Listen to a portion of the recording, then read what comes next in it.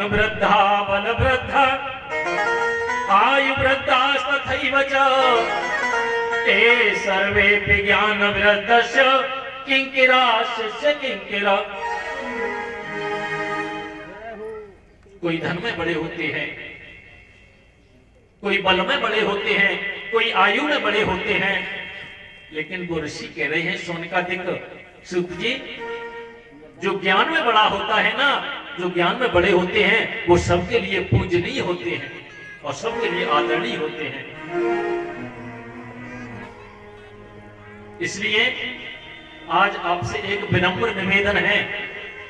शौनकादिक ऋषि कह रहे हैं सूत जी से, महाराज आप विराजो, आपके लिए गद्दी है। और सूत जी महाराज को गद्दी पर विराजमान कर दिया और उनसे प्रश्न करने लगे। आज आपसे एक विनम्र निवेदन है महाराज। क्या? अज्ञान ध्वांत विध्वंस कोटि सूर्य समप्रभ सूताख्याय कथासारम मम कर्ण रसायनम। महाराज अज्ञान ध्वांत विध्वंस कोटि सूर्य समप्रभ, आप अज्ञान रूपी अंधकार को दूर करने के लिए करोड़ों सूर्यों के समान हैं। इसलिए आज आपसे विनम्र निवेदन तो यही है कि आज हमको ऐसी कोई कथा सुनाओ जो मम कर्ण रसायनम, हमारे कानों के द्वारा रसायन का काम करे, कोटि का काम करे। और हम आपसे एक बात कह दें, हमें कोई दुख नहीं है, कष्ट नहीं है। वास्तव में देखा जाए तो दुख दुख नहीं होता और सुख सुख भी नहीं होता, क्योंकि जिसको हमने मान लिया मन से वही दुख है और जिसको नहीं माना वही सुख है। ना भुक्तम क्षीयते कर्म जन्म कोटि शतैरपि अवश्यम एव भोक्तव्यम कृतम कर्म शुभाशुभम। जैसा हम करते हैं वैसा फल मिलता है। इसलिए दुख को हम दुख नहीं मानते, सुख को सुख भी नहीं मानते।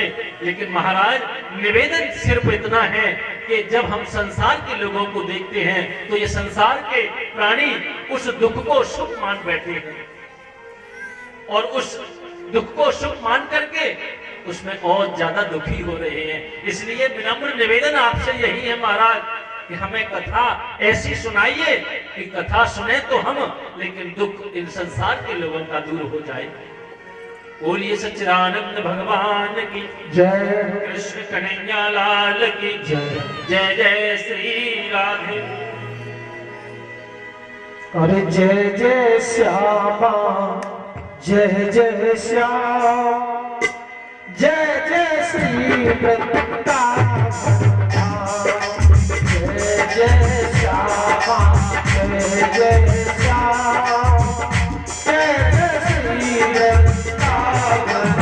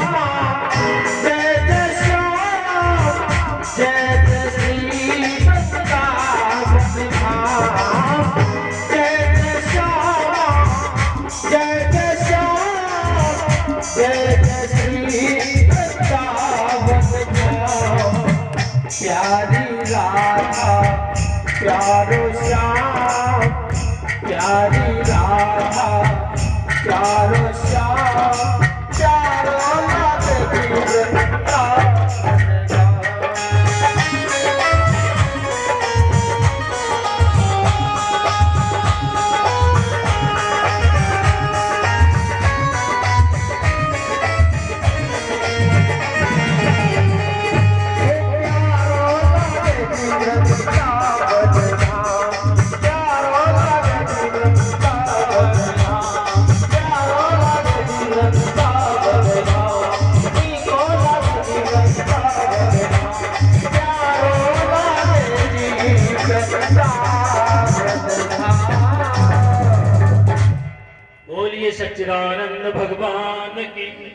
कृष्ण कन्हैया लाल की जय जय श्री राधे। अज्ञान ध्वांत विध्वंस कोटि सूर्य समप्रभ सूताख्याय कथा सारम मम कर्ण रसायन। इस संसार के लोगों का दुख दूर करने के लिए हमें कोई ऐसी कथा बनम कृष्ण प्राप्ति करम सस्व तद्वदम तादुदाधुना श्रेयसा यद भवेत् श्रेय पावना अनंत पावनम कृष्ण प्राप्ति करम शाश्वत साधनम तद्वदाधुना। पवित्र में भी परम पवित्र है और उस पवित्र को भी परम पवित्र बनाती है। ऐसी हमको कोई कथा सुनाओ। पावन को भी जो परम पावन बनाने वाली है, पवित्र को भी पवित्र परम पवित्र बनाने वाली है, ऐसी हमको कोई कथा सुनाओ। बड़ा सुंदर प्रश्न किया है मैंने संत से, और मैं बताऊं आपको, संत से ऐसे ही प्रश्न करने चाहिए। किसी महापुरुष के पास में जाऊं, किसी विद्वान के पास में जाऊं, किसी संत के पास में जाऊं, तो हमेशा ऐसे ही प्रश्न करो। ये नहीं कि महाराज हमारा धंधा कैसा चलेगा। किसी महापुरुष के पास में जाकर के ये प्रश्न मत करो हमारी दुकान कैसी चलेगी। किसी संत के पास में जाकर के ये प्रश्न मत करो महाराज हमारे घर में पोता होगा कि नहीं। और यहां शौनकादिक ऋषि सूत जी से क्या प्रश्न कर रहे हैं। श्रेयसाम यद भवेत् श्रेय पावनानां च पावनम कृष्ण प्राप्ति करम शाश्वत। ऐसी कथा जो गोविंद से मिलाने वाली हो, कृष्ण की प्राप्ति कराने वाली हो। और संतों के पास में जाकर के तो यही प्रश्न करो कि महाराज ऐसा साधन बताइए, गोविंद मिलेगा कि नहीं, हमको कन्हैया मिलेगा कि नहीं। और यही प्रश्न उन्होंने किया है। ये प्रश्न सुनकर के सूत जी महाराज गदगद हो गए और बड़ी सुंदर उन्होंने बात कही। ध्यान देना इस बात पर, क्योंकि प्रश्न ही ऐसा है, अमोघ है, इससे ऊंचा कोई प्रश्न होता ही नहीं है। ना भुक्तम क्षीयते कर्म जन्म कोटि सदैरपि अवश्यमेव भुक्तव्यम कृतम कर्म शुभाशुभ। क्योंकि अपन जैसा करते हैं उसका फल तो हमको मिलना ही है, उसको प्रश्न करने से टाला नहीं जा सकता। लेकिन महापुरुषों के पास में जाकर के तो गोविंद मिलन की साधना पूछो, कन्हैया प्राप्ति का साधन पूछो। और हम लोग क्या करते हैं, ऐसे प्रश्न करते हैं, अपना भी समय खराब और महात्माओं का संतों का समय भी बर्बाद करते हैं। जबकि महाभारत में लिखा है कि संतों का क्षण और अन्न का कण कभी बर्बाद मत करो। संतों के चरणों में जाकर के तो प्रश्न एक ही करो, महाराज गोविंद की प्राप्ति कैसे होगी, ऐसा साधन कोई बताइए। सूत जी महाराज बड़े प्रसन्न हुए हैं और उन्होंने तुरंत बोलना शुरू किया है। क्या कहा, असल में देखो ये संसार क्या है, काल व्याल मुख ग्रास त्रास निर्णास हे कवे श्रीमद् भागवतम शास्त्रम कलऊ की ऋण भाषितम। काल व्याल है, हमारा जीवन क्या है और ये संसार क्या है। ये संसार जो है एक अजगर सर्प की तरह है और अपना मुख खोल करके बैठा हुआ है, और हम उस अजगर सर्प के काल व्याल सर्प को बोलते हैं, व्याल सर्प को बोला जाता है, और हम उस अजगर सर्प के मुख में बैठे हुए हैं। काल ब्याल मुख ग्रास उसके मुख में बैठे हैं, और हम उसके मुख में बैठे हुए सुरक्षित कब तक हैं? जब तक वह अपना मुख बंद न कर ले तब तक तो सुरक्षित हैं। और यदि उसने अपना मुख बंद कर लिया तो हमारी नमो नारायण। तो सूत जी कहते हैं, ऋषियों, जिस मानव जीवन का एक पल भी भरोसा नहीं है कि क्या होने वाला है, उसको यदि गोविंद से मिलाने की सामर्थ्य किसी में है तो श्रीमद् भागवतान मुक्ति, श्रीमद् भागवत की कथा है, वही कथा है श्रीमद् भागवत की जो मानव को मुक्ति दिला सकती है। आज मैं तुमसे वही कथा कहूंगा। परीक्षते कथाम वक्तुम सभायाम संस्कृते सुखे सुधा कुंभम गृहीत्वैव देवास्तत्र समागमन। वही कथा मैं आज आपसे कहूंगा जो सुखदेव जी ने राजा परीक्षित को सुनाई थी, और राजा परीक्षित ने 7 दिन कथा श्रवण करके मुक्ति को पा लिया था। आज मैं वही कथा आपको सुनाऊंगा जिसको सुनने को देवता लोग लालायित रहते हैं। देवताओं को भी है, सुलभ नहीं होती है। परीक्षते कथाम वक्तुम सभायाम संसदे सुखे सुधा कुंभम गृहीत्वैव देवास्तत्र समागमन।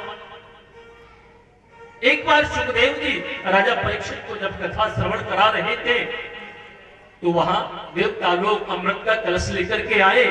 ऋषियों, तो उन देवताओं ने सुखदेव जी से कहा था कि भगवान, आप राजा परीक्षित को भागवतामृत का पान करा रहे हो, वह हमको प्रदान कर दें, और स्वर्ग का अमृत हम लेकर के आए हैं। ये कलश हम स्वर्ग के अमृत से भर के लाए हैं, इस कलश को राजा परीक्षित को प्रदान कर दो। आज राजा परीक्षित को 7 दिन में मरने का श्राप लगा है महाराज। इसको कथा की आवश्यकता नहीं है, इसको तो अमृत की आवश्यकता है। परीक्षिते कथाम वक्तुम सभायाम संस्कृते सुखे, इसको कथा की आवश्यकता है। ये अमृत से भरा हुआ कलश राजा परीक्षित को प्रदान कर दो।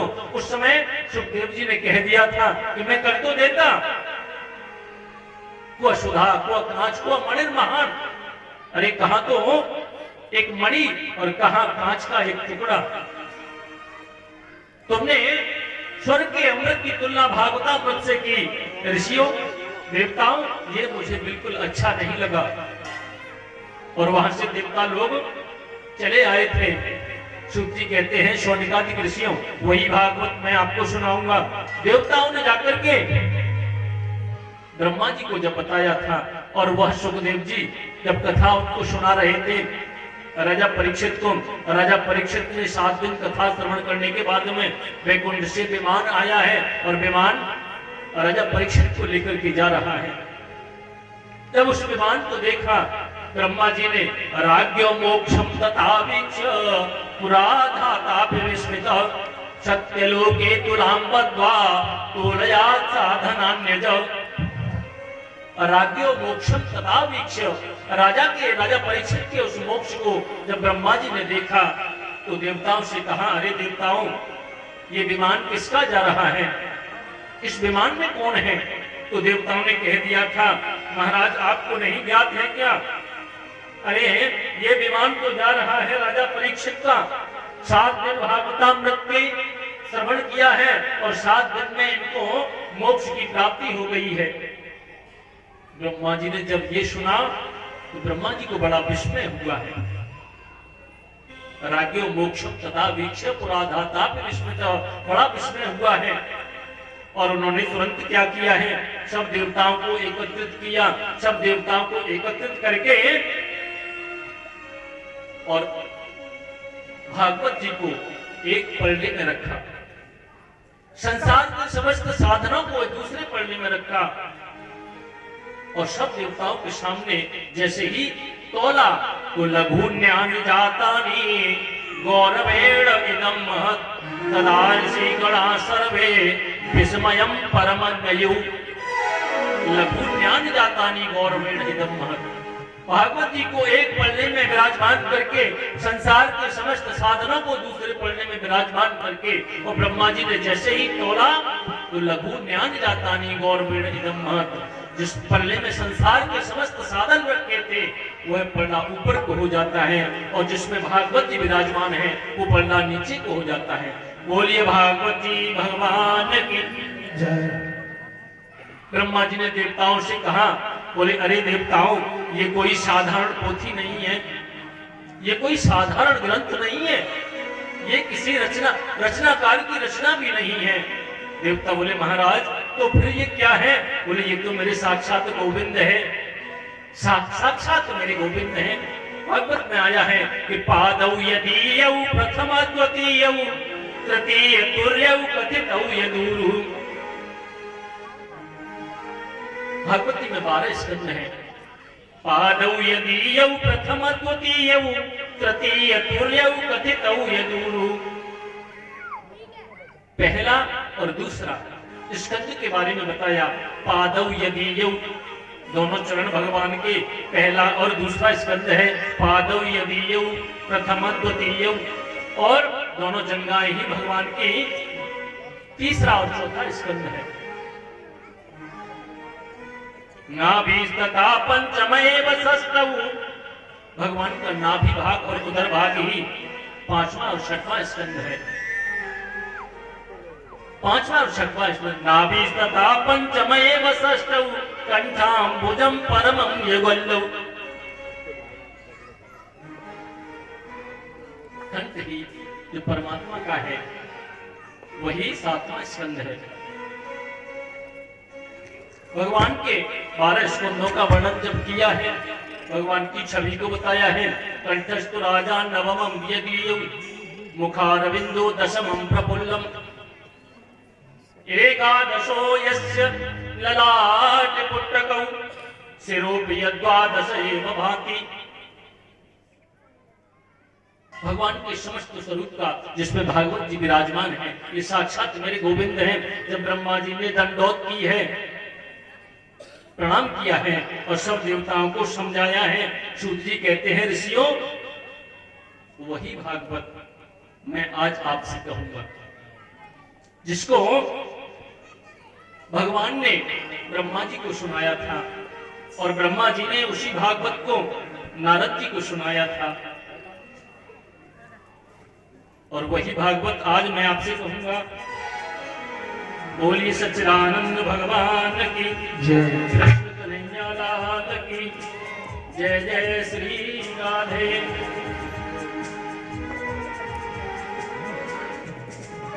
हो श्री राम जय राम जय जय राम, श्री राम जय राम जय जय राम, श्री राम जय राम जय जय राम, श्री राम जय राम जय जय राम। हो श्री राम जय राम श्री राम जय जय राम, बोलो श्री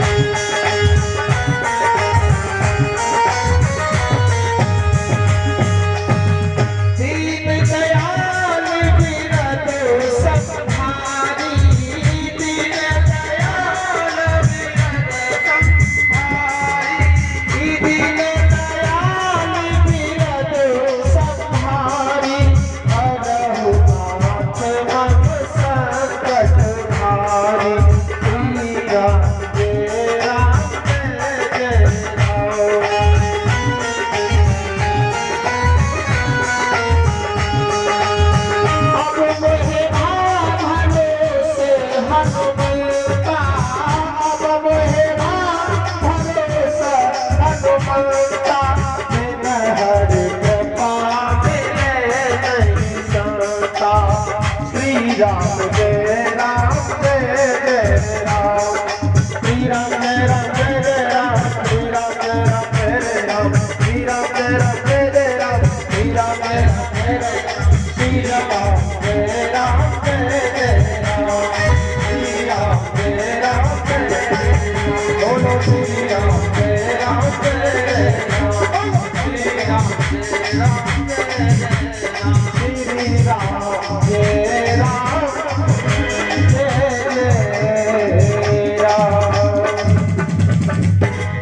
बोलिए सच्चिदानंद भगवान की, कृष्ण कन्हैया लाल की जय हो। जय जय श्री राधे श्याम। शुद्ध कहते हैं शौनकादिक ऋषियों, वही भागवत जो सुखदेव जी ने राजा परीक्षित को सुनाई थी। 7 दिन में मोक्ष मिल गया था। और इस कथा को नारायण ने सर्वप्रथम ब्रह्मा को सुनाया था। ब्रह्मा जी ने वह कथा नारद जी को सुनाई थी। और कथा श्रवण की पद्धति क्या है, वो नारद जी को सनत कुमारों ने सुनाई थी। इस प्रकार से जब कहा है बोली सच्चिदानंद भगवान की,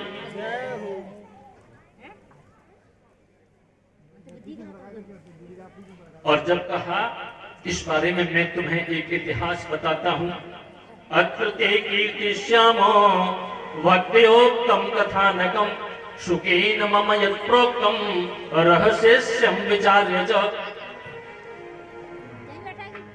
एक प्राचीन इतिहास सुनाता हूं। क्या बोले, एकदा तु विशालायां चत्वार ऋषयो मला सत्संगार्थं समायाता ददशुस्तत्र नारदम। सनत कुमारों ने सप्ताह श्रवण की विधि नारद जी को जब सुनाई थी तो विशाल क्षेत्र बद्रीनाथ धाम में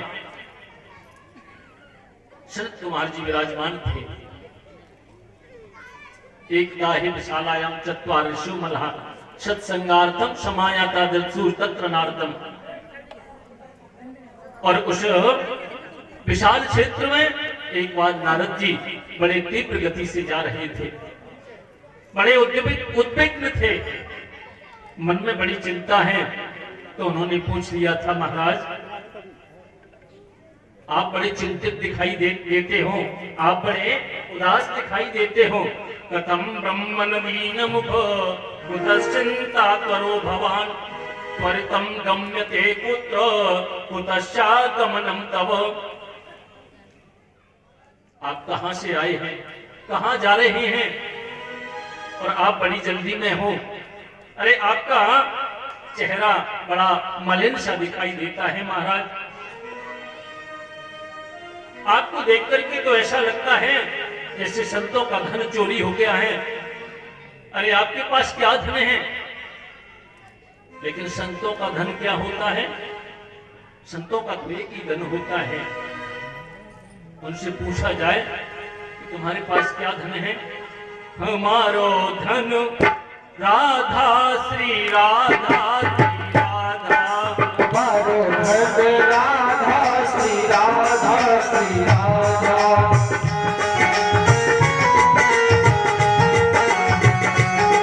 हमारो धन राधा श्री राधा श्री राधा।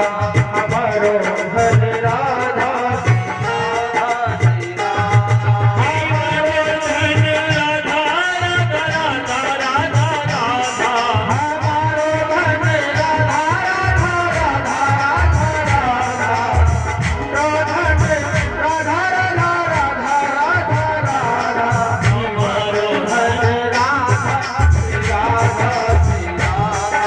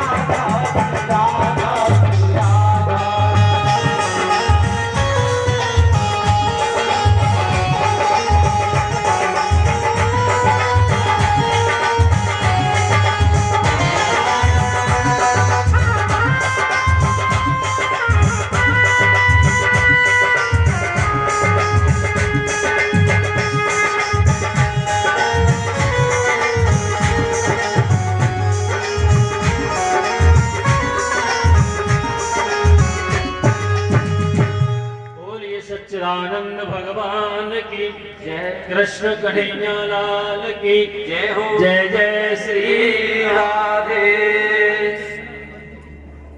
नारद जी ने कहा सनत कुमारों से, सनक सनंदन सनातन कुमार बोले महाराज अहम तो पृथ्वीं यातो ज्ञात्वा सर्वोत्तमामिति पुष्करम च प्रयागम च काशीं गोदावरीं तथा। महाराज अहम तो पृथ्वीं यातो ज्ञात्वा सर्वोत्तमामिति, मैं इस पृथ्वी को सर्वोत्तम मान करके इस पृथ्वी पर भ्रमण करने के लिए गया। काशी गया, गोदावरी गया महाराज, पुष्कर में गया, प्रयाग में गया, हरि क्षेत्रम कुरुक्षेत्रम श्रीरंगम सेतु बंधनम एवमादिश तीर्थेषु भ्रमणाय इतस्ततः। महाराज मैं हरि क्षेत्र में गया, कुरुक्षेत्र में गया, श्री सेतु बंध रामेश्वर में भी गया, लेकिन ना पश्यम पुत्र मिक्षव्यम मन संतोष कारकम। मैं इन स्थानों पर गया महाराज, लेकिन मेरे मन को संतोष कहीं भी नहीं मिला। मैंने जाकर के देखा आश्रमों में सत्यम नास्ति तपः शौचम दया दानम न विद्यते उदरम वरिणो जीवा वर्का कूट भाषिणो। सत्यम नास्ति तपः शौचम दया दानम न विद्यते। महाराज सत्य नाम की तो कोई चीज रही ही नहीं। पाखंड इतना हो गया है जो देखा भी नहीं जाता है महाराज। ऐसे ऐसे मैंने अनेक स्थानों का भ्रमण किया है और भ्रमण करते करते मैंने देखा है मंदासु मंद मतयो मंद भाग्या हिरुपद्रता पाखंडा निर्ता संतो विरक्ता सपरिग्रह। महाराज मंदासु मंद मतयो मंद भाग्या हिरुपद्रता, मैंने संतों के पाखंड को देखा। पाखंडा क्या देखा? बोले महाराज जब मैं पिछड़ करके जा रहा था तो मैंने एक आश्रम को देखा। उस आश्रम से बड़ी जोर जोर से आवाजें आ रही थी, बड़ा शोरगुल सुनाई दे रहा था। तो मैंने कहा ये आश्रम किसका है? बोले ये मौनी बाबा का आश्रम है महाराज। मौनी बाबा के आश्रम से आवाजें आ रही हैं। मैं और आगे गया, बड़े सुंदर छोटे छोटे बड्डू बालकों को देखा। बड़े सुंदर छोटे बालक खेल रहे थे। मैंने कहा बड़े सुंदर बालक हैं, ये किसके बालक हैं? बोले ये ब्रह्मचारी बाबा के बालक हैं। महाराज ब्रह्मचारी बाबा के बालक हो रहे हैं। और मैं जब आगे गया, बड़ी ऊंची हवेली मैंने देखी। बोले ये मकान बहुत सुंदर है, किसका है? बोले ये त्यागी बाबा का आश्रम है महाराज। मंदासु मंद मतया मंद भाग्या हिरुपद्रता पाखंडा निर्दोषता विरक्ता सपरिग्रह। महाराज अनेक संतों ने मेरा अभिवादन भी किया, मुझे सम्मान भी दिया, लेकिन जब मैंने उन संतों के पास में जाकर के गया,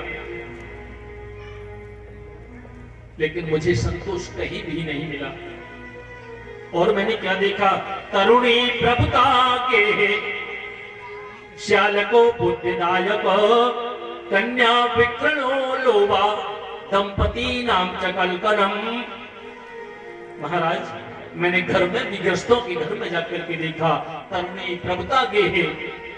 घर में जो नई बहू आई है ना, वो मालकिन बन करके बैठ गई है। तरुणी प्रभुता के है, मालकिन नई बहू बन गई है। सासू जी से चाबी को छीन लिया है। तरुणी प्रभुतागे हे चालको बुद्धिदायक। और घर में जरा भी कलह हुई, जरा भी भाइयों में कोई आपस में विचार विमर्श करना है बैठ के, तो श्याल को बुद्धिदायक ससुराल से साले साहब को बुलाया जाता है, वो बुद्धि देने का काम करता है। मैंने ऐसी कलयुग में यहाँ नीति को देखा है। और अपने यहाँ कहावत क्या है? दीवारे बिगारे आरो और घरे बिगारे सारो। और शास्त्र कह रहे हैं तरुणी प्रभुता के हे शाल को बुद्धिदायक। साले साहब को निर्णय के लिए बुलाया जा रहा है, पंचायत साले कर रहे हैं। क्यों? क्योंकि तरुणी प्रभुता आगे है। घर की मालकिन तो जो नई बहू आई है उसको बना दिया है, वो बन बैठी है। कन्या विकरणो लोभा, लोभ के कारण अपनी कन्याओं का विक्रय हो रहा है महाराज। कन्या विकरणो लोभा दंपति नाम च कलकलम, कन्याओं की बिक्री हो रही है इस कलयुग में। और गृहस्थी में मैंने घर में देखा है, कन्या विकरणो लोभा दंपति नाम च कलकलम, दोनों दंपति हैं जो पति पत्नी है, उनमें कलह मची हुई है। मैंने ये सब देखा है महाराज, ये सब कलयुग का असर है। और मैं जब आगे गया महाराज तो मैंने आगे जाकर के देखा, इन सब स्थानों का भ्रमण करके हरि क्षेत्रम कुरुक्षेत्रम श्रीरंगम सेतुबंधनम एवं आदिषु तीर्थेषु भ्रमणाय ततः, मैंने इस सब स्थानों का, सब तीर्थों का भ्रमण करने के बाद में जब मैं श्री धाम वृंदावन में पहुंचा, कलकल निनादिनी यमुना के तट पर माता भक्ति बैठी हुई है। और उस माता भक्ति के सामने उसके दो पुत्र बैठे हुए हैं, भक्ति और ज्ञान। भक्ति के सामने ज्ञान और वैराग्य सुषुप्त अवस्था में सोए हुए हैं, वृद्ध होकर के लेटे हुए हैं। मैंने सोचा इस माता को कोई कष्ट होगा, और रो रही है बेचारी भक्ति। अनेक देवियां उसके आसपास बैठी हुई हैं, चारों तरफ से उसको घेर के बैठी हैं। मैंने कहा ये संसार है। मैं किनारा करके वहां निकल ही रहा था तो उस भक्ति माता ने नारद जी को आवाज लगा दी है, भो भो साधो क्षणम तिष्ठो मचिंतामपि नाशय दर्शनम तव लोकस्य सर्वथा हरम परम। अरे साधु, आप 2 मिनट ठहरो तो सही, शायद आपके दर्शन मात्र से मेरा कल्याण हो जाए, मेरे दुख की निवृत्ति हो जाए, मेरे कष्ट शायद दूर हो जाए, इसलिए आप 2 मिनट रुको तो सही। जब इस प्रकार कहा है, भो साधो क्षणम तिष्ठ मचिंताम विनाशय दर्शनम तव लोकस्य सर्वथा हरम परम। और क्या है उसकी स्तुति? दश दिक्षु निरीक्षन्ति रक्षितारं निजं वपु विद्यमाना सते स्त्रीभिर्बोध्यमाना मुहुर्मुहुः। दसों दिशाओं में वो है, देख रही है मेरी सहायता के लिए कोई आए, कोई मेरी सहायता के लिए आए। अब जब भोगो जब कहा है अरे साधो, तो मैं उस देवी के पास में गया और उस देवी के पास में जाकर के मैंने उस देवी से पूछा, काशी तुम का विमहुचे मां नार्य का पद्मलोचना वद देवी सविस्तारम स्वस्य दुखस्य कारणम। काशी तुम का विमहुचे मां नार्य का पद्मलोचना, देवी आप कौन हैं? आप क्यों रो रही हैं? आपको क्या कष्ट है? और आपके सामने ये दो बाबा कौन सोए हुए हैं? भक्ति माता ने जब ये सुना तो माता भक्ति ने कह दिया, नारद जी से कहती हैं, अहम भक्ति रीति ख्याता इमऊ में तनयौ मतौ ज्ञान वैराग्य नामानौ काल योगे न जर्जरौ। महाराज, मुझे संसार में भक्ति के नाम से जाना जाता है, मैं भक्ति हूं। और आपने कहा मेरे सामने ये दो बाबा कौन सोए हुए हैं, तो ये बाबा नहीं है, ये दोनों मेरे बेटे हैं, ज्ञान और वैराग्य। महाराज, आपने मुझे सविस्तार से जब पूछा कि आप अपना परिचय दीजिए, तो मैं अपना परिचय बताती हूँ। उत्पन्ना द्रवणेशहं वृत्तिं कर्णाटके गता क्वचित् क्वचिन् महाराष्ट्रे गुर्जरे जीर्णतां गता। महाराज, मैं द्रविड़ देश में पैदा हुई थी, कर्नाटक में मेरा बड़ा सम्मान हुआ, बड़ी हुई, और क्वचित क्वचित महाराष्ट्र गुजरे जीर्णतां गता, महाराष्ट्र आदि देशों में मेरा बड़ा सम्मान हुआ। गुर्जरे जीर्णतां गता, और गुजरात में जाकर के मैं वृद्ध हो गई। पाखंडियों से खंडित होने के बाद में जब मैं श्री धाम वृंदावन में आई, यहाँ की पावन भूमि पर जब मैंने वृंदावनम पुनः प्राप्य नवीनेव स्वरूपिणी जाता हम युवती सम्यक प्रेष रूपा तो सांप्रतम। इस पावन भूमि पर जैसे ही मैं आई तो यहाँ आते ही जो मैं गुजरात में वृद्ध हो गई थी और श्री धाम वृंदावन में आते ही मैं तो नव युवती बन गई, लेकिन मेरे ये दोनों बच्चे वृद्ध हो गए हैं, बुढ़े हो गए। यही मेरे दुख का कारण है कि एक माता वृद्ध हो जाए और उसके सामने उसके एक माता युवती बनी रहे और उसके सामने उसके बच्चे वृद्ध हो जाएं। एक माता के लिए इससे बड़ा कष्ट और क्या होगा। यही मेरे दुख का मूल कारण है महाराज। इमौ तु शैतावत्र सुतौ में किल्स्यत श्रमात् इदं स्थानं परित्यज्य विदेशं गम्यते मया। इमौ तु शैतावत्र सुतौ में किल्स्यत श्रमात्। मेरे बेटे वृद्ध हो गए, मेरे लिए इससे बड़ा क्लेश और क्या हो सकता है महाराज। इदं स्थानं परित्यज्य विदेशं गम्यते मया। और यहाँ भी मेरे कष्ट की यदि निवृत्ति नहीं हुई है तो इदं स्थानं परित्यज्य, मैं इस स्थान का भी परित्याग करके विदेशं गम्यते मया, मैं कहीं विदेश में चली जाऊंगी। लेकिन आपके दर्शन मात्र से शायद मेरा कल्याण हो जाए, मेरे पुत्र के, मेरे जो बेटे हैं उनके दुख की निवृत्ति हो जाए महाराज। क्यों? क्योंकि सुर से तुम ही धन्योस्मि मदभाग्येन समागत साधूनां दर्शनम लोके सर्वसिद्धिकरं परम। सुर से तुम ही धन्योस्मि, आप बड़े धन्य हैं और साधु हैं, इसलिए साधु से होई न कारज हानि। संत का दर्शन करने से कभी अनिष्ट नहीं हो सकता महाराज। इसलिए आपसे शायद मेरे कष्ट की निवृत्ति हो सकती है। इसलिए आप क्षण मात्र के लिए भो भो राजो राजो क्षण, आप थोड़ी देर के लिए रुक जाइए। तो महाराज मैं वहां रुका। नारद जी कह रहे हैं सनत कुमारों से, मैंने रुकने के बाद में भक्ति माता के कष्ट की निवृत्ति के लिए संपूर्ण प्रयास किया। उनका बुढ़ापा दूर करने के लिए, ज्ञान वैराग्य का बुढ़ापा दूर करने के लिए मैंने प्रयास किया। वेद वेदांत घोषैश्य गीता पाठैर मुहुर्मुहु बोध्यमानौ तदा तेन कथम चिच्चोतितौ बलात्। महाराज मैंने वेद का पाठ किया, वेद वेदांत घोषैश्य गीता पाठैर मुहुर्मुहु बोध्यमानौ तदा तेन कथम चिच्चोतितौ बलात्। मैंने वेद का पाठ किया, वेदांत का पाठ किया, बार बार गीता पाठ सुनाया महाराज। लेकिन जब तक मैं पाठ करता जाऊं, ज्ञान वैराग्य बलिष्ठ होते जाएं, और जैसे ही पाठ को विराम दूं महाराज, तुरंत वृद्ध होकर के लेट जाएं।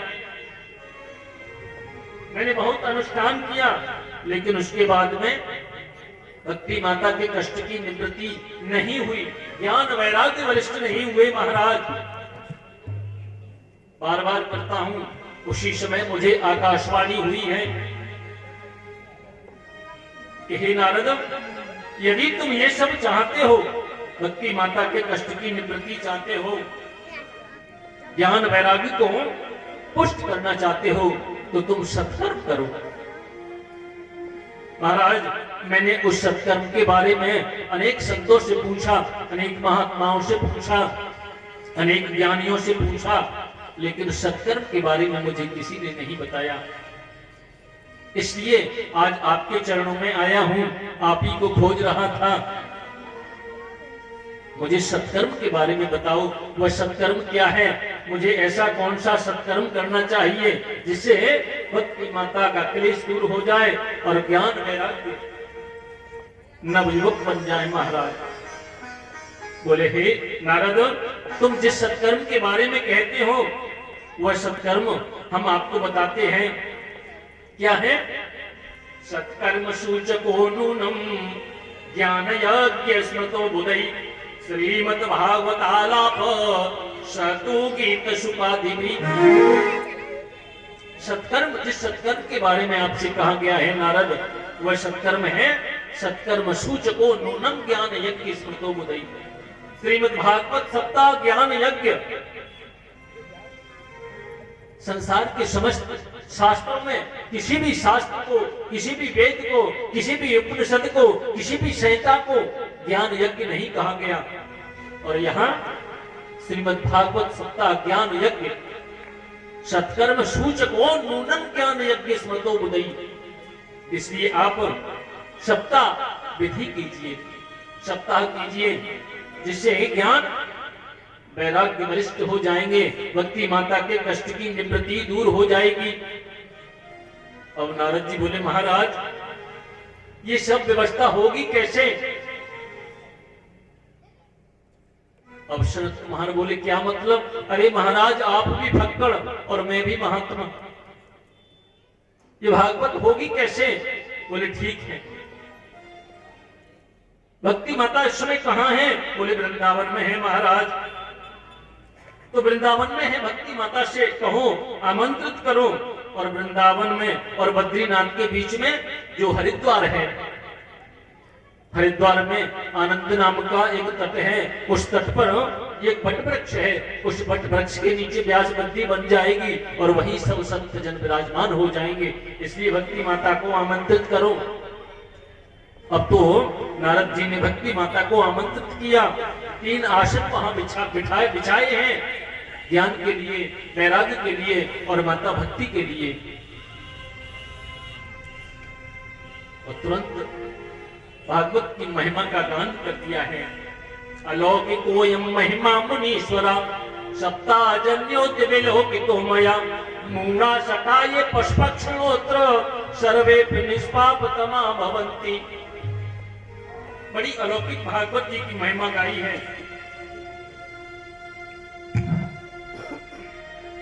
भागवत जी की महिमा का गान करते करते सब संतों को मालूम पड़ा, सब संत जन विराजमान हो गए हैं। और विराजमान होकर के नारद जी ने कह दिया महाराज एक प्रश्न पूछना चाहते हैं, कहिए। बोले ये बताइए कि कोई ज्ञानी जन यदि भागवत का श्रवण कर ले और ज्ञानी भागवत को श्रवण करने के बाद में भगवान को पाले, गोविंद की प्राप्ति कर ले, ये कोई आश्चर्य की बात नहीं है। किसी अज्ञानी को भागवत श्रवण से जीवन में परिवर्तन आया है?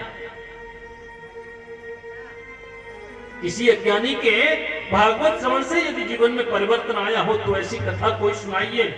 कोई भक्त भागवत की कथा का श्रवण कर ले, उससे गोविंद की प्राप्ति हो जाए, कोई आश्चर्य नहीं है, क्योंकि भक्त है। किसी दुराचारी के मन में भागवत श्रवण करने से कभी परिवर्तन आया है क्या? अब तो कहने लगे हैं। बोले हाँ क्या? बोले ये मानवा पाप कृतस्तु सर्वदा सदा दुराचार रताभिमार्गगा क्रोधाग्नि दग्धा कुटिलाशकामिनो सप्ताह यज्ञेन कलहु पुनन्तिते। ये मानवा पाप कृतस्तु सर्वदा, जो मनुष्य जीवन पर्यंत पाप कर्म करते रहते हैं, ये मानवा पाप कृतस्तु सर्वदा सदा दुराचार रताभिमार्गगा, दुराचारी जिसकी वृत्ति बनी हुई है, सदा हमेशा दुराचारी बना रहा। क्रोधाग्नि दग्धा, क्रोध रूपी अग्नि में जो हमेशा जलता रहा। क्रोधाग्नि दग्धा कुटिलाश्च कामिनः, कामी भी है जो और कुटिल है। ऐसा व्यक्ति भी यदि कलयुग में भागवत श्रवण कर ले तो उसके जीवन में भी परिवर्तन आ जाता है। पंचोग्र पापाचल शब्द कारण क्रूरा पिशाचा एवं निर्दयाश्च ये ब्रह्म स्वपोष्टा व्यभिचार कारण सप्ताह यज्ञेन कलहु पुनन्तिते। जो पंचोग्र पापाश्च, 5 प्रकार की जो महापाप हैं, मदिरापान है, ब्रह्म हत्या है, स्वर्ण की चोरी है, परस्त्री गमन है और विश्वासघात है, ये 5 महापापों में आते हैं। पंचो महापाप है। पंचोग्र पापाश्च शब्द कारणों, ये 5 महापाप करने वाला भी क्यों नहीं हो। पंचोग्र पापाश्च शब्द कारण क्रूरा, क्रूर हो, पिशाच हो, निर्दयी हो, ब्राह्मणों का धन हड़पने वाला हो, वह भी पंचोग्र पापाश्च शब्द कारण क्रूरा पिशाचा एव निर्दयाश्चे ब्रह्म स्वपोष्टा व्यवचार कारण सप्ताह यज्ञेन कलौ पुनन्ति ते। ब्राह्मणों का धन से पुष्ट होने वाला हो वह भी यदि कलयुग में भागवत श्रवण करता है उसकी भी मुक्ति हो जाती है। बोलिए सच्चिदानंद भगवान की जय हो। और कहते हैं कि कायेन वाचा मनसा पिपातकम नित्यं प्रकुर्वन्ति सटाहतेन परस्य पुष्टा मलिना दुराशया सप्ताह यज्ञेन कलौ पुनन्ति ते। कायेन वाचा मनसा पिपातकम, मन वाणी और वचन से जो हमेशा बुरा कर्म ही करता रहा, पापी बना रहा, पापी जिसकी वृत्ति बनी रही, दुराचारी रहा है, परम पुष्टा दूसरे के धन से पुष्ट होने वाला है, मलिना दुराशया, मलिन है, दुराचारी जिसकी वृत्ति बनी हुई है, वह भी यदि कलयुग में भागवत श्रवण कर ले तो उसकी भी मुक्ति हो जाती है। परस्य पुष्टा मलिना दुराशया सप्ताह यज्ञेन कलौ पुनन्ति ते। और पाप कर्म करते करते हैं जिसकी अकाल मृत्यु हो जाती है। अकाल मृत्यु होने के बाद में जो भूत प्रेत योनि है उसमें पड़ा रहता है, यदि उसके निमित्त भी श्रीमद् भागवत की कथा करा दी जाए तो वह भी उस योनि से मुक्ति पा जाता है। बोलिए सच्चिदानंद भगवान की जय हो। सनत कुमारों ने जब इस प्रकार से कहा, नारद जी बोले महाराज समझ में नहीं आई मेरी में, आप क्या कहना चाहते हो? सनत कुमार कहते हैं अत्र ते कीर्तिश्यामो इतिहासं पुरातनम यस्य श्रवण मात्रेण पापहानि प्रजायते। इस संबंध में मैं तुम्हें एक प्राचीन इतिहास सुनाता हूं, इसके श्रवण मात्र से ही मुक्ति हो जाती है, सभी पाप नष्ट हो जाते हैं। बोलिए सच्चिदानंद भगवान की जय। कृष्ण कन्हैया लाल की। तो सनत कुमार कहते हैं नारद जी से, तुंगभद्रा तटे पूर्वम भूतपत्यनुमत्तमम यत्र वर्णाश्वधर्मेण सत्य सत्कर्म तत्परा। तुंगभद्रा नदी के तट पर एक उत्तम नगर का गांव है। उस गांव में एक ब्राह्मण देव रहते हैं और उनका नाम है आत्मदेव। सभी धर्मों का पालन करने वाले वहां लोग रहते हैं और उन आत्मदेव जो ब्राह्मण हैं उनके आंगन में एक तुलसी का पौधा है, वो भी सूखा हुआ है। गाय जो है उनकी वो भी बांझ है और एक उनकी पत्नी भी है। पत्नी कैसी है? लोकवार्तारता क्रूरा प्रायशो बहुजल्पिका शूरा च ग्रह कृत्येषु कृपणा कलह प्रिया। लोकवार्तारता क्रूरा, उसके वो लोक निंदा की बातों में अच्छा लगता है। लोकवार्तारता क्रूरा, और उसका मन हमेशा कलह करने में ही रत रहता है। ऐसी उनकी एक धर्म पत्नी है और जैसा उसका नाम है वैसा जिसका काम है वो ही नाम है इनका। नाम इनका बड़ा विचित्र है, धुंधली। धुंधली देवी इनका नाम है। हमेशा पति से विपरीत चलने वाली। पति कहते हैं, देखो अक्सर ऐसा होता है दोनों के गुण नहीं मिल पाते।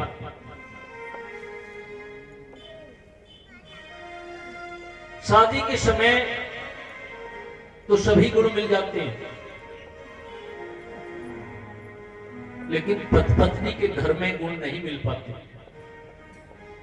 किसी किसी के 36 मिल जाते हैं, 3600 गुण मिल गए महाराज, जब विवाह बनवाते हैं 4000 गुण मिले हुए हैं, लेकिन घर में तो एक भी नहीं मिलता। पत्नी जो श्रीमती जी हैं वो भगवान का चरणामृत घर में लेती हैं और पति देव चले गए तो बियर पी के चले आए। घर में गुण एक भी नहीं मिलता। बोलिए सच्चिदानंद भगवान की। जय। पति देव ने कहा आज तो दाल बना लो, और पत्नी कह रही है नहीं आज तो बैंगन ही बनेंगे।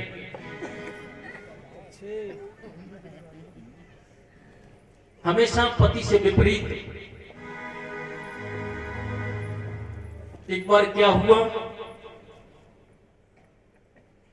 एक पंडित जी थे और उनकी धर्म पत्नी हमेशा उनसे विपरीत चलने वाली, और वो अपने गुरुदेव के यहाँ गए। महाराज बड़ा परेशान हुई, क्या हुआ? बोले महाराज क्या बताऊं, बड़ा उल्टा चलती है। अरे तो तुम बात विवाद क्यों करते हो? अरे महाराज क्या बताऊं। तो उन्होंने एक उनको मंत्र दे दिया, बोले एक मंत्र याद कर लो तुम। क्या? बोले जो काम तुम्हें कराना हो उसके विपरीत अपनी पत्नी से बोला कर। अब दशहरा का समय आया, गंगा दशहरा, अब स्नान करने जाना है। अब पति देव जो थे घर में आए और वो ऐसे ही कह रहे हैं अरे हमें क्या मतलब है, पूरा गांव जा रहा है तो जाते रहे, हमें क्या मतलब, हमें तो जाना ही नहीं है। अरे क्या कह रहे हो? बोले अरे गंगा स्नान के लिए सब लोग जा रहे हैं, हमें जाना ही नहीं है तो क्या मतलब। बोले क्यों नहीं जाना है, जरूर जाएंगे। पति देव बोले देखो जैसी आपकी इच्छा, अब सब लोग जोड़े से जा रहे हैं, हमें तो जोड़े से जाना ही नहीं है। बोले नहीं हम जरूर जाएंगे और जोड़े से ही जाएंगे।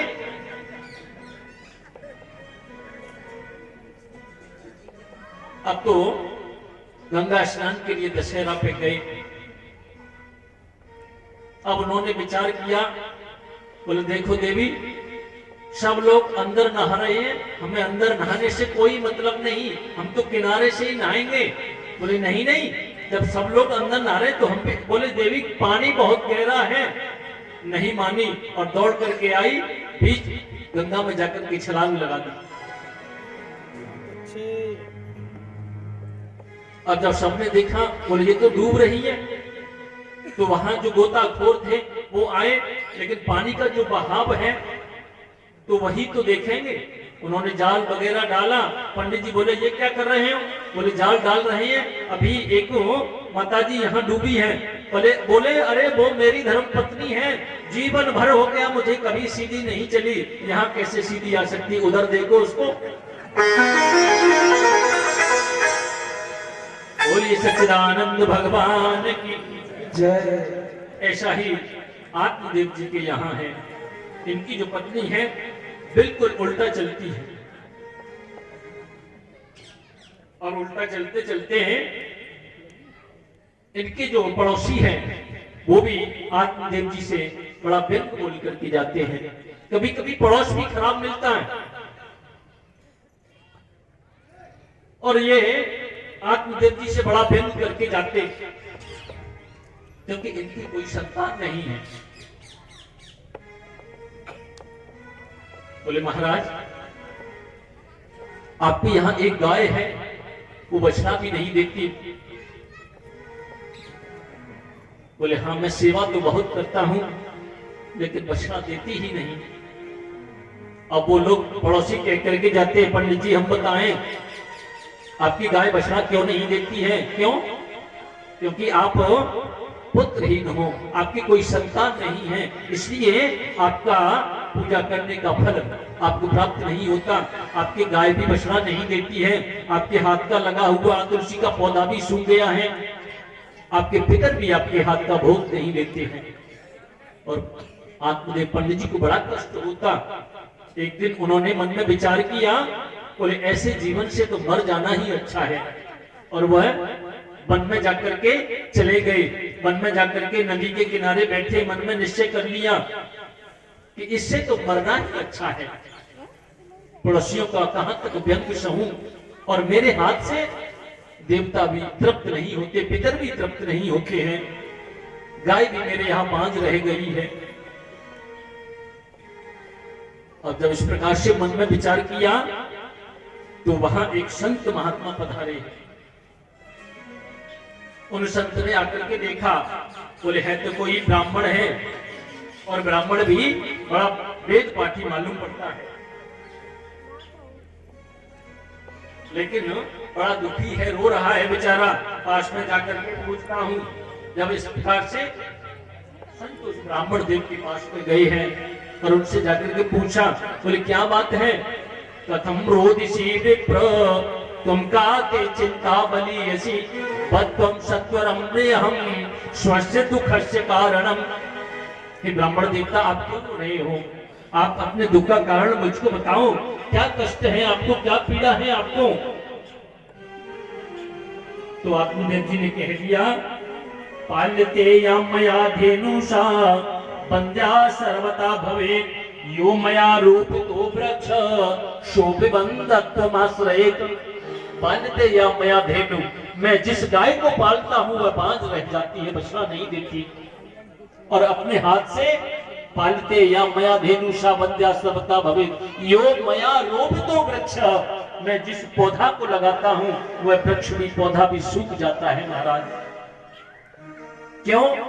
क्योंकि मैं संतानहीन हूं, मेरे कोई पुत्र नहीं है, इसलिए ये सब होता है। दिग्जीवितम प्रजाहीनम दिग्रहम च प्रजाभिना दिग्धनम चानपत्यस्य दिक्कुलम संततिम बिना। क्योंकि महाराज संतानहीन जीवन को धिक्कार होता है, और संतानहीन घर को भी धिक्कार होता है। जिस घर में छोटा सा शिशु जिस आंगन में नहीं खेलता हो, ऐसा घर नहीं होता है। संतानहीन धन को भी धिक्कार है। करोड़ों अरबों की संपत्ति रखी हुई है और संतान है नहीं तो किसी काम की नहीं है। बोलिए सच्चिदानंद भगवान की। और संतानहीन कुल को भी धिक्कार होता है महाराज। जिस कुल में कोई नन्हा सा बालक न हो, संतान नहीं हो, वह कुल भी कुल नहीं होता है। इसलिए मेरे हाथ का पितर भी तृप्त नहीं होते हैं, पितर भी भोग नहीं लेते हैं, क्योंकि मैं संतानहीन हूं। मैं आशा लेकर के आया हूं इस जंगल में कि मुझे जब तक संतान होने का वरदान नहीं मिलेगा तब तक मैं वापस नहीं जाऊंगा, यहीं सर फोड़ करके मर जाऊंगा। संत ने जब इस प्रकार से सुना और संतान की कामना से उसके मन को देखा है, तो वो संत कहते हैं, मुंचा ज्ञानम प्रजारूपम बलिष्ठा कर्मणो गति विवेकम तू समासाध्य त्यज संसार वासनम। अरे पंडित जी, आपके मन में जो पुत्र प्राप्ति की कामना है वह आपका अज्ञान है। अरे आप चाहते हो आपके यहाँ पुत्र हो, ये तो अज्ञान है। मुंचा ज्ञानम प्रजारूपम बलिष्ठा कर्मणो गति विवेकम तू समासाध्य त्यज संसार वासना। ये जो आपकी मन में इच्छा है पुत्र प्राप्ति की, ये अज्ञान रूप है। अरे क्या करोगे बेटा लेकर के जिसको तुम पुत्र कहते हो? अरे तुम्हारे घर में पुत्र नहीं है तो तुम 10-5 वर्ष तक रोओगे और कहोगे हमारे भाग्य में है ही नहीं, तो कहां से लेकर के आए?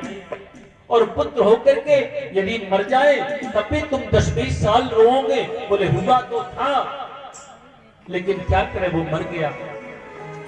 और पुत्र होकर के वह पुत्र यदि कुपुत्र हो जाए, नालायक हो जाए, तो जीवन भर तुमको रुलाएगा। क्या करोगे ऐसे पुत्र का? अरे गोविंद को ही अपना पुत्र मान लो, कन्हैया को अपना पुत्र मान लो। अरे जिस पुत्र का तुम लालन करते हो, जिस पुत्र का तुम पालन करते हो, किस लिए करते हो? वह पुत्र बड़ा होकर के क्या करता है? तुम्हारी खोपड़ी में एक डंडा मार देता है, और डंडा मारता है, खोपड़ी बीच से फट जाती है, उसमें 1 लोटा घी भर देता है। अरे पुत्र होने के बाद में तो पुत्र नालायक हो जाए तो 50 लोटा भी तुम्हारी खोपड़ी में घी भर देगा, तब भी मुक्ति नहीं होगी। इसलिए क्या करोगे पुत्र लेकर के? इस भगवान को ही पुत्र मान लो। आत्मदेव जी तुरंत उन संत के चरणों में गिर पड़े, बोले महाराज, अरे इन संतों का, इन महात्माओं का यही तो रोना है। अपने मन की व्यथा इनके सामने कह दो तो ये वेदांत बखानना शुरू कर देते हैं। इन्होंने मुझको वेदांत सुना दिया। अरे महाराज, मुझे पुत्र चाहिए, मैं पुत्र प्राप्ति की कामना से यहाँ आया हूँ। अब उन महात्मा जी ने कहा, देखो मैंने तुमसे कह दिया ना, शृणु विप्रमयातेद्य, शृणु विप्रमयातेद्य प्रारब्धम तो विलोकितम सप्त जन्मापदी तव पुत्रो नैव च नैव च। अरे ब्राह्मण देव, शृणु विप्रमयातेद्य प्रारब्धम तो विलोकितम, मैंने तुम्हारे प्रारब्ध को, मैंने तुम्हारी मस्तिष्क रेखा को देख लिया है। सप्त जन्म, 7 जन्म तक तुम्हारे कोई पुत्र सुख है ही नहीं, तो तुम्हारे पुत्र कहां से आ जाएगा। आत्मदेव जी तुरंत उनके चरणों में रोते हुए गिरे, बोले महाराज, संत यदि कृपा कर दें तो हस्त रेखा में भी परिवर्तन कर सकते हैं, संत यदि कृपा कर दें तो जन्म कुंडली को भी बदल सकते हैं, आप क्या नहीं कर सकते, मुझे पुत्र प्राप्ति का वरदान दो। दया आ गई उन बेचारे संत को, तो उन्होंने एक फल लेकर के आत्मदेव जी को दे दिया, सारे नियम बता दिए और कह दिया अपनी पत्नी को जाकर के खिला देना, बड़ा सुंदर पुत्र होगा। सब नियम बताए, किसी से झूठ न बोलने, अपनी देहरी का उल्लंघन ना करें, देहरी की बंदिश में रहे, झूठा भोजन ना करे, न किसी को झूठा खिलाए, रात्रि में केश खोलकर न शयन करे, निर्वस्त्र होकर के न सोए। इस प्रकार से समस्त नियमों को बता दिया है और आपकी दिव्य संतान होगी। आत्मदेव जी उस फल को लेकर के पत्नी के पास में आए और पत्नी से आकर के कहा, देवी इस फल को खा लो, इस फल को खाने से तुम्हारे पुत्र होगा। अब पत्नी जो धुंधली है उस फल को लेकर के बैठी है, उसकी सहेली उसके पास में आती है, उसकी सहेली पूछती क्या बात है, बड़ी कष्ट में दिखाई देती है। तो उसने कहा क्या बताऊं, रोने लगी, मेरे पति देव एक फल लेकर के आए हैं, इस फल को खाने से कहते हैं पुत्र होगा, मैं तो इसको नहीं खा सकती, और रोना शुरू कर दिया। जो उसकी पड़ोस में सहेली थी वो रोना धोना देख करके चली गई, लेकिन बगल में ही उसकी सगी बहन थी। उस बहन ने जब सुना तो वो वहां आ गई उसके घर में, धुंधली के घर में, और धुंधली उस फल को लेकर के बैठी है, रो रही है। उसने पूछा भाई क्या बात है, बोलिए सच्चिदानंद भगवान की।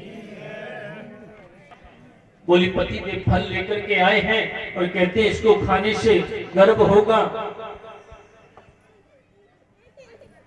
उसकी धुंधली की बहन ने कहा, अरे इसमें चिंता की क्या बात है, तू फल को खा ले, तेरी कोई संतान भी नहीं है।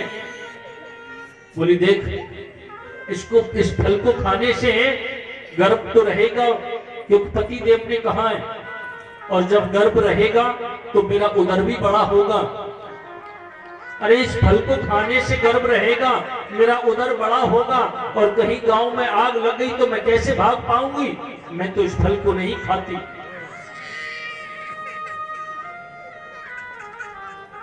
अरे इस फल को खाने से जब उदर बड़ा होगा तो भूख भी कम लगेगी, और भूख कम लगेगी तो मैं कम खा पाऊंगी, और जब मैं कम खाऊंगी तो मैं तो दुबली पतली हो जाऊंगी, इस घर के धंधे को कौन करेगा।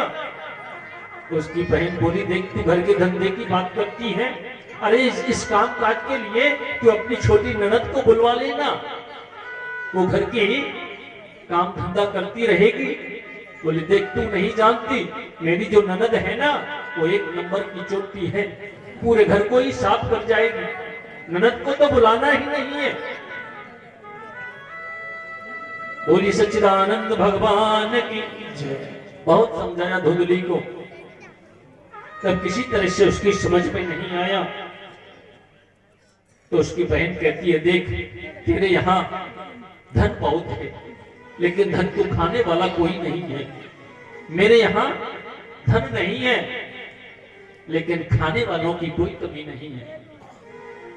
अरे मेरा जो अगला पुत्र होगा उस पुत्र को मैं तुझको दे दूंगी, मैं भी गर्भवती हूं, तू अपने पति देव को समझा देना, मुझे थोड़ा सा धन दिलवा देना। धुंधली ने कहा ये बिल्कुल ठीक है, लेकिन इस फल का क्या करना है। बोले इस फल को अपनी गाय को खिला दे। अरे इस फल को खाने से यदि पुत्र होता है तो परीक्षण भी हो जाएगा। और धुंधली ने ऐसा ही किया, उस फल को ले जाकर के गाय को खिला दिया है। समय आने पर धुंधली की जो बहन है उसके पुत्र हुआ, उस पुत्र को धुंधली को दे गई और धुंधली से थोड़ा सा धन लेकर के चली गई। बोलिए सच्चिदानंद भगवान की जय हो।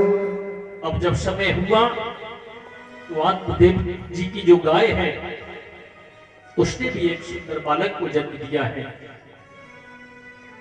उस बालक के कान बिल्कुल गऊ जैसे हैं, शरीर मनुष्य का है। बड़ी प्रसन्नता है आत्मदेव जी के घर में और उन्होंने उस बालक का नाम गौकर्ण रखा है। पूरा शरीर मनुष्य का है, कान सिर्फ गौ जैसे हैं, इसलिए उनका नाम गौकर्ण रखा है। बोली गौकर्ण जी महाराज की जय। मन में विचार किया हमारा नाम है आत्मदेव, इसलिए बेटे का नाम रखेंगे परमात्मा देव। धुंधली बोली वाह, 9 महीने गर्भ में हमने रखा, नाम अपने नाम से मिलता जुलता रखोगे। अरे जब 9 महीने मैंने रखा है तो हमारा नाम है धुंधली, हम अपने बेटे का नाम रखेंगे धुंधकारी। उस बेटे का नाम रख दिया धुंधकारी। आत्मदेव जी बोले हमें इसमें कोई मलाल भी नहीं है, जैसा आप समझो वही आप ठीक है। अब तो दोनों धीरे धीरे बड़े हो रहे हैं। कियत कालेन तऊ जातऊ तरुणऊ तनया विभऊ गोकर्ण पंडितो ज्ञानी धुंधकारी महाफल। कियत कालेन तऊ जातऊ तरुणऊ तनया विभऊ गोकर्ण पंडितो ज्ञानी धुंधकारी महाफल। धीरे धीरे बड़े होते हैं। गोकर्ण जी महाराज तो बड़े विद्वान निकले हैं, शास्त्रों के बड़े ज्ञाता हैं, लेकिन वह धुंधकारी बड़ा ही दुष्ट प्रवृत्ति का नीच निकला है, नीच प्रवृत्ति उसकी बनी हुई है। बोलिए सच्चिदानंद भगवान की जय।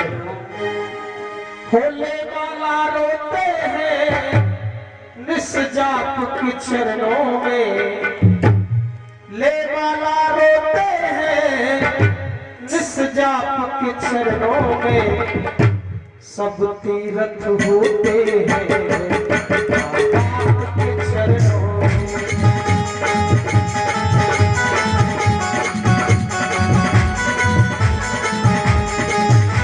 ले वाला रोते हैं, ले वाला रोते हैं इस जाप के चरणों में, सब तीर्थ होते हैं आपके चरणों में।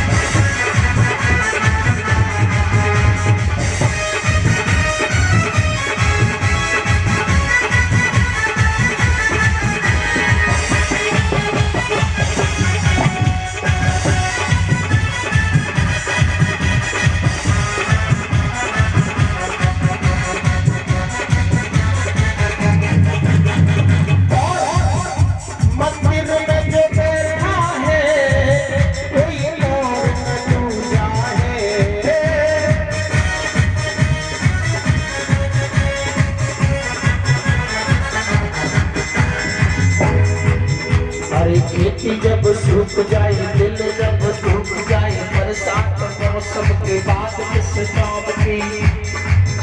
अरे खेती जब सूख जाए, दिल जब सूख जाए, बरसात मौसम के बाद किस काम की।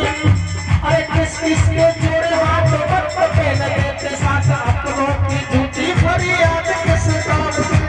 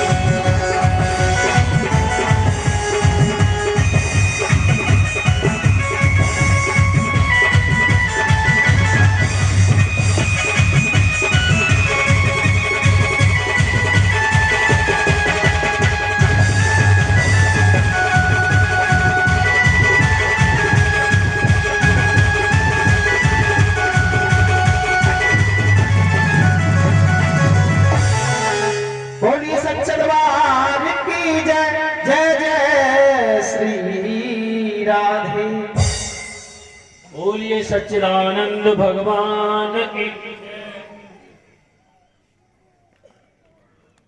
केत कालेन तौ जातौ तरुणौ तनयाविहो गोकर्ण पंडितो ज्ञानी धुंधकारी महाफल। गोकर्ण जी महाराज तो बड़े ज्ञानी निकले हैं, लेकिन धुंधकारी बड़ा ही दुष्ट प्रकृति का है। हिंसको शस्त्रधारी चो दीनानां बंधनं पीडको चांडालो भृतो नित्यम पासहस्तस्व संगत। चांडाल उसकी प्रवृत्ति बन गई है, हिंसक, हर समय हाथ में पट्टा लिए घूमता रहता है। हिंसक शस्त्रधारी च दीनानाम अंधक पीड़क। हिंसक उसकी प्रवृत्ति बन गई। देखिए, विशेषकर माताओं से अनुरोध है, घर में यदि एक बालक है, पहली बात तो उसको सुंदर शिक्षा देनी चाहिए। और जहां एक बालक है वहां माताओं का उत्तरदायित्व ज्यादा बढ़ता है। उसको संभालने में और बिगाड़ने में। यही गलती आत्मदेव जी से यहां हुई। एक तो धुंधकारी को, जो हिंसक और शस्त्रधारी च दीना अंधा नाम प्रपीड़क, सुंदर शिक्षा भी नहीं दे पाए।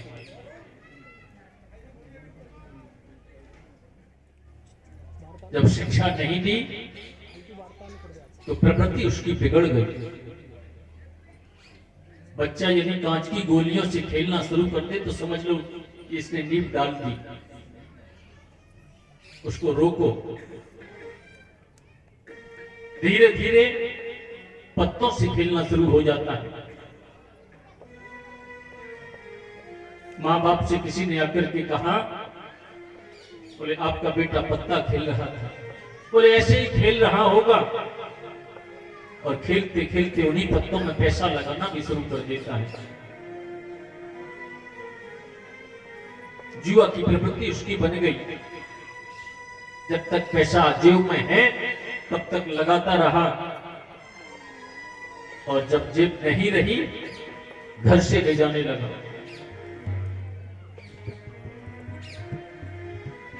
ऐसे ही धुंधकारी है, जुए में उसकी प्रवृत्ति हो गई। मां से ले जाता, मां उसको दे देती। बोला एक ही तो बेटा है। अरे सब कुछ तो इसी का है, क्या करेंगे हम धन लेकर के, रखेंगे भी कहां। धुंधकारी को दे देती। धुंधकारी जुए में जाकर के हार जाता। बार बार ले जाने लगा। अब जब पूरा कोष खाली, जब पैसा जेब में नहीं रहेगा तो चोरी करने की आदत भी बढ़ेगी। चोरी भी करने लगा, मां से जबरदस्ती मांगने लगा। अब जब चोरी के लिए कहीं मौका नहीं मिलेगा तो उसको दूसरी आदतें भी बिगाड़नी पड़ेंगी। उसने मद्यपान भी शुरू कर दिया, मदरा भी पीने लगा, शराब भी पीता है, चोरी भी करता है, जुआ भी खेलता है। एक दिन आत्मदेव जी ने जाकर के देखा, मदरा पान की पड़ा हुआ है, जगह जगह शराब की बोतलें पड़ी हुई हैं, जगह जगह पर मांस के टुकड़े पड़े हुए हैं।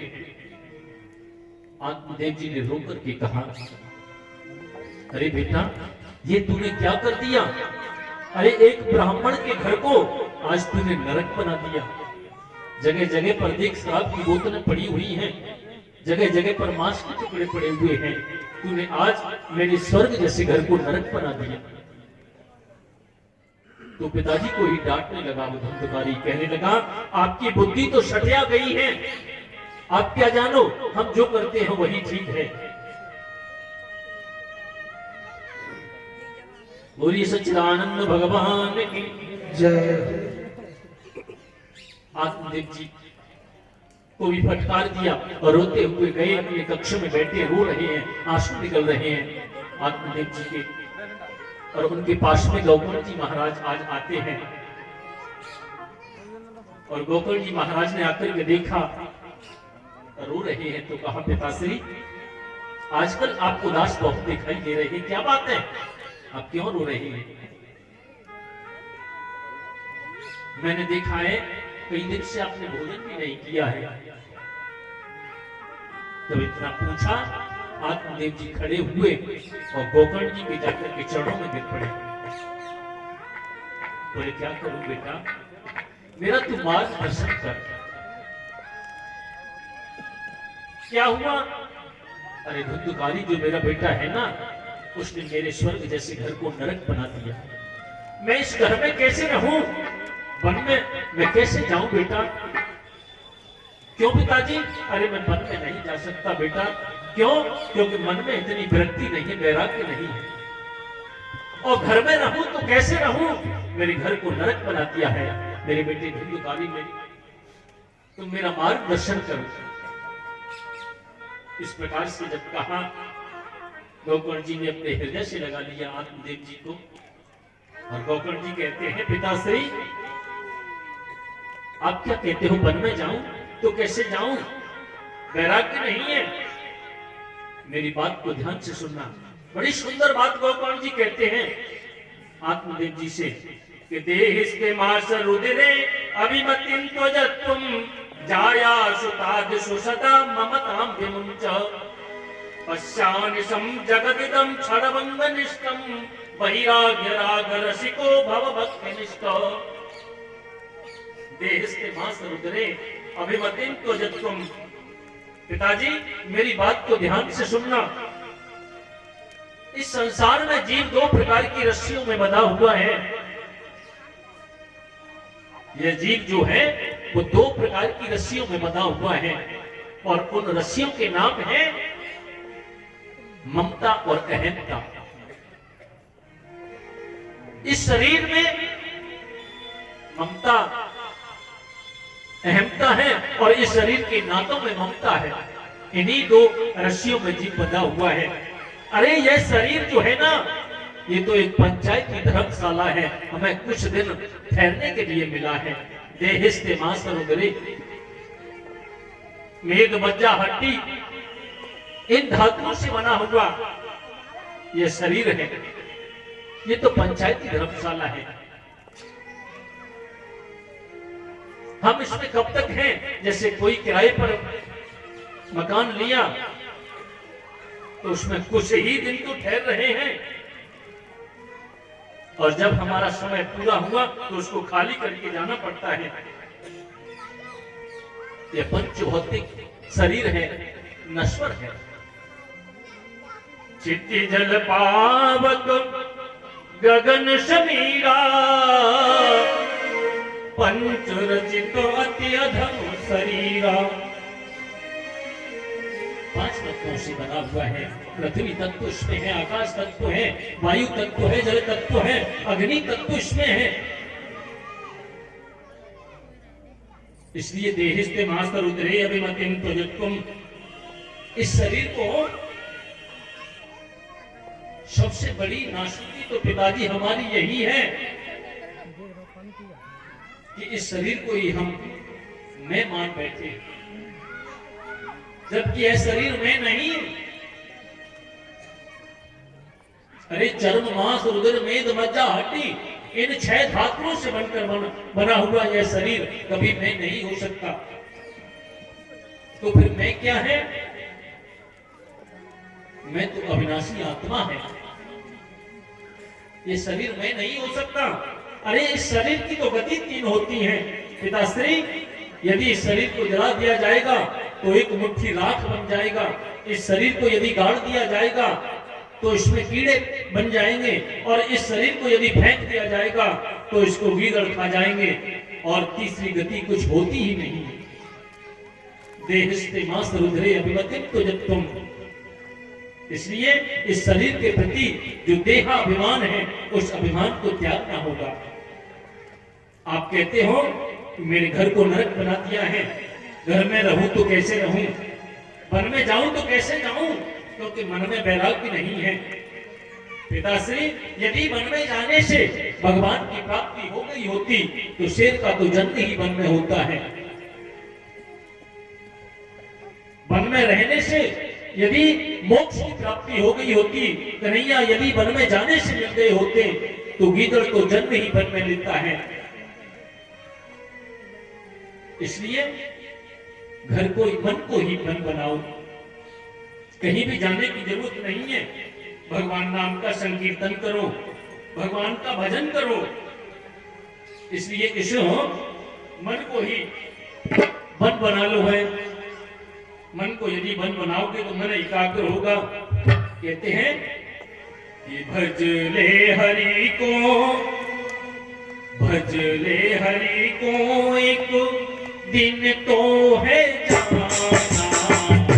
भजले हरि को एक दिन तो है जाना, भजले हरि को एक दिन तो है जाना। जीवन को यदि सफल बनाना, ओ जीवन को यदि सफल बनाना, भजले हरि को एक दिन तो है जाना।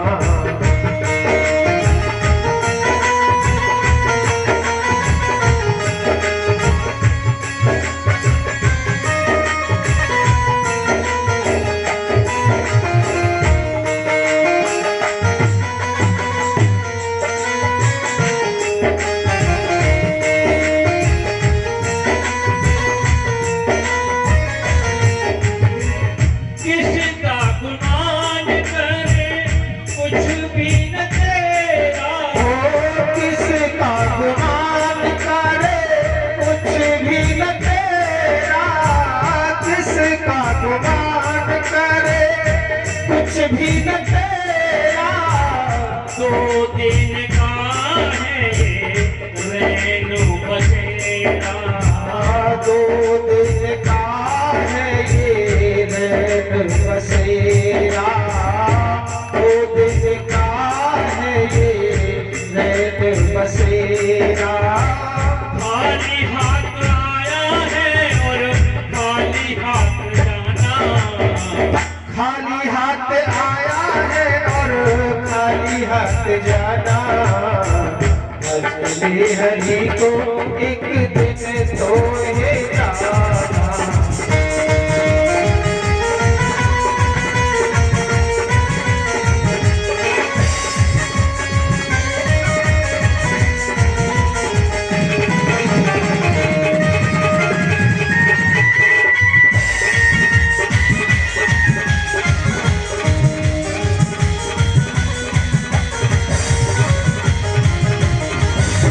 पांच तत्व की बनी तेरी काया, ओ पांच तत्व की बनी तेरी काया, पांच तत्व की बनी तेरी काया। काया में तेरे हरि है समाया, ओ आयाम तेरे हरि है समाया, आयाम तेरे हरि है समाया। उसे ढूंढने को नहीं दूर है जाना, उसे ढूंढने को नहीं दूर है जाना। भजले हरि को एक दिन तो है जाना।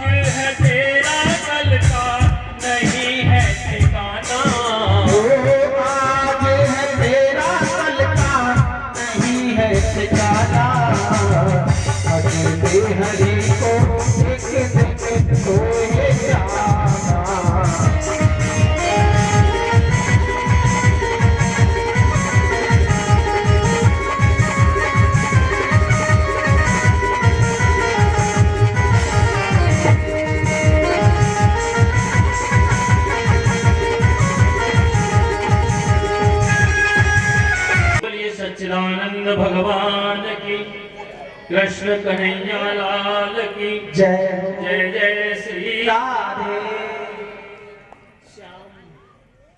गोकर्ण जी कहते हैं पिताश्री वन में जाने से कुछ नहीं होगा, इस मन को ही वन बनाओ। क्यों?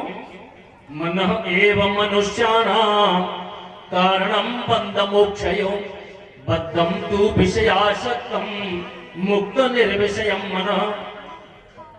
मन एवं मनुष्याणां कारणं बंध मोक्षयो, ये मन ही बंधन है और मन ही मुक्ति होता है। मन यदि विषयों के प्रति आसक्त है तो हम बंधे हुए हैं, और मन यदि अनासक्त हो गया तो हमारी मुक्ति है। इसलिए मन को ही बन बनाओ। क्यों? मन के हारे हार है और मन के जीते जीत, मन ही मिलावत राम सो मन ही करत भजीत। मन के हारे बन गए और बन तज बस्ती माहे, कह कबीर मन लालची ये कहूं ठहरत नाहे। क्यों? क्योंकि यह तो गति है अटपटी, झटपट लखई न कोई, जब मन की खटपट मिटे तो चटपट दर्शन होय। इसलिए इस मन को ही बंद बना लो, मन को वश में कर लो। अब इतना जब सुना है, आत्मदेव जी तीर्थाटन के लिए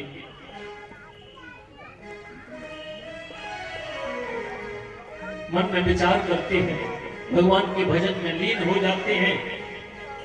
धुंधुकारी अपनी माता को पीटने लगा है, मारने जब पीटने लगा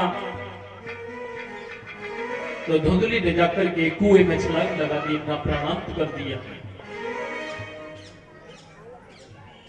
गोकर्ण जी तीर्थयाटन के लिए चले गए हैं, अब तो स्वतंत्र हो गया है धुंधकारी। 5 वैश्याओं को भी घर में ला करके रख लिया है। 5 वैश्याएं घर में ले आया, और वैश्याओं ने जब कहा देखो हमें तो धन चाहिए, हमारे लिए अधिक धन लेकर के आओ, चोरी करके जब धन लाया उन वैश्याओं को दे दिया। वैश्याओं ने उस धन को लिया और रात्रि में मन में विचार किया उन्होंने, बोले ये चोरी करके धन लाता है, एक दिन जरूर चोरी में पकड़ा जाएगा। यदि ये चोरी में पकड़ा गया तो चोरी का धन हमारे पास है, हम भी पकड़ी जाएंगी। क्यों? क्योंकि चोरी का माल जहां बरामद होता है वह भी अभियुक्त होता है, वह भी चोर माना जाएगा, इसलिए हम भी पकड़ी जाएंगी। क्या करना चाहिए? उन 5 वैश्याओं ने एकत्रित होकर धुंधकारी को उसके ही आंगन में, उसके ही सोने वाले बिस्तर से बांध दिया है। पलक से बांध करके उसको बड़ी तड़पा करके यातनाएं दे करके उसको मारा है। उसके मुंह में जलते हुए अंगारे डाले हैं, बड़ा तड़प करके प्राणों का अंत हुआ है। और वह प्राणों को छोड़ करके जब चला गया तो उन वैश्याओं ने उस धुंधकारी के शरीर को लेकर के उसी आंगन में गाड़ दिया है और सारा धन लेकर के वहां से चंपत हो जाती है। बोलिए सच्चिदानंद भगवान की जय हो, कृष्ण कन्हैया लाल की जय हो, जय जय श्री राधे। सारा धन लेकर के जब चली गई और ये धुंधकारी अकाल मृत्यु होने के कारण प्रेत योनि में पड़ा हुआ है, प्रेत बना है, विचरण कर रहा है। एक दिन क्या हुआ, तीर्थाटन से गोकर्ण जी महाराज जब आते हैं रात्रि में, उन्होंने विश्राम किया। जब विश्राम किया है तो प्रेत बना धुंधकारी उनके सामने आता है। सामने आकर के अनेक रूपों को दिखाता है। कभी उनके सामने भैंसा बन जाता है, कभी उनके सामने अग्नि बन जाता है, कभी गोकर्ण जी के सामने वह प्रेत बना धुंधकारी हाथी बन जाता है। तब इस प्रकार से देखा गौकर्ण जी ने, तो उन्होंने जल अभिमंत्रित करके और जैसे ही पृथ्वी पर उस जल को छोड़ा है तो वह धुंधकारी प्रेत जो छाया रूप में प्रकट हो जाता है और वो बोलते हैं कि कष्टुम मुग्रतरो रात्रौ कुतो यातो दशामिमां किं वा प्रेत पिशाचो वा राक्षसो सीति संसन। कष्टुम मुग्रतरो रात्रौ कुतो याति दिशामिमां, तुम रात्रि के समय मुझको ऐसे भयानक स्वरूप दिखा रहे हो, कौन हो तुम? किं वा प्रेत पिशाचो वा, तुम कोई प्रेत हो, भूत हो, पिशाच हो, कौन हो तुम? इस प्रकार से जब गौकर्ण जी ने कहा है एवं पृष्ठस्तदा तेन अरुरोधो चै पुनः पुनः अशक्तो वचनोच्चारे संज्ञा मात्रं चकारः। एवं पृष्ठस्तदा तेन अरुरोधो चै पुनः पुनः, इस प्रकार से जब गौकर्ण जी ने पूछा है बड़े जोर जोर से, वह धुंधकारी प्रेत योनि में पड़ा छाया रूप में रोना शुरू कर देता है और रोते रोते कहने लग जाता है अहं भ्राता त्वदीयोऽस्मि धुंधकारीति नामश स्वकीये नैव दोषेण ब्रह्मत्वं नाशितं मया। बोले भाई जी, अहं भ्राता त्वदीयोऽस्मि, मैं तुम्हारा भाई हूँ, धुंधकारीति नामतः, मेरा नाम धुंधकारी है, तुम्हारा भाई हूँ। मैंने अपने ही दोष के कारण अहं भ्राता त्वदीयोऽस्मि धुंधकारीति नामतः स्वकीये नैव दोषेण, मैंने अपने ही कर्मों के कारण अपना ब्राह्मणत्व नष्ट कर दिया है।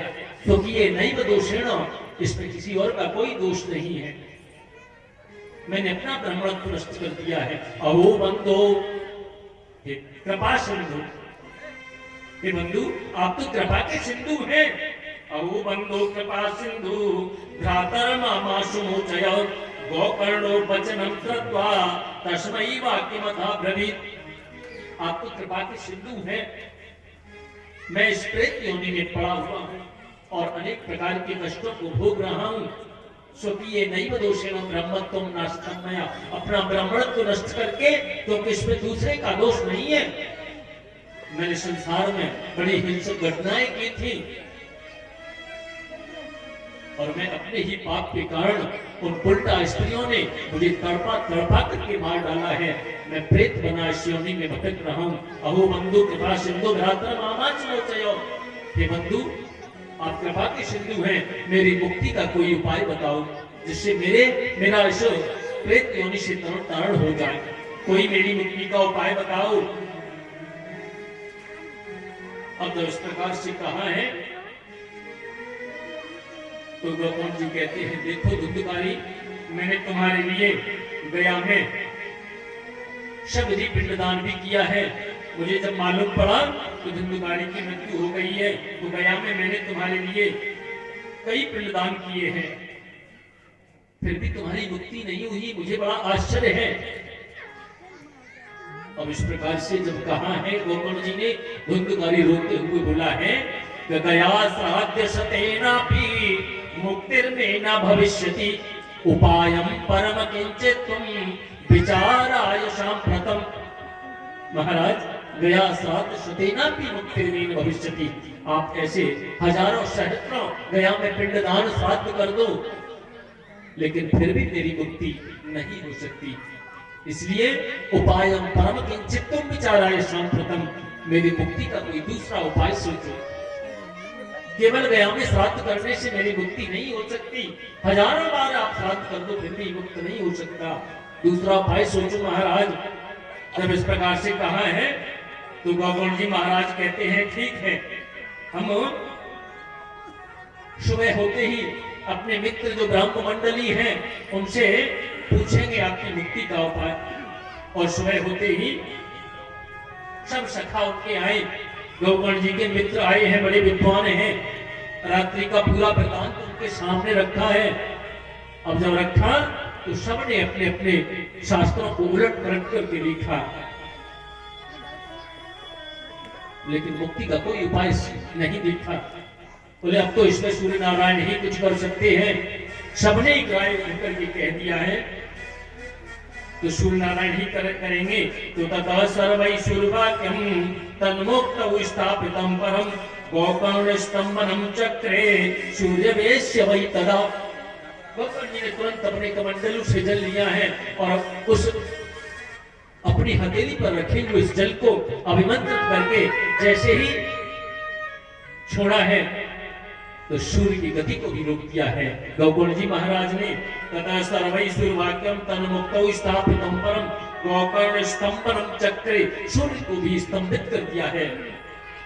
अब जो इस प्रकार से हुआ है, तुरंत गौकर्ण जी ने अपनी दोनों अंजलियों को जोड़ करके भगवान सूर्य नारायण की स्तुति करने लगे हैं।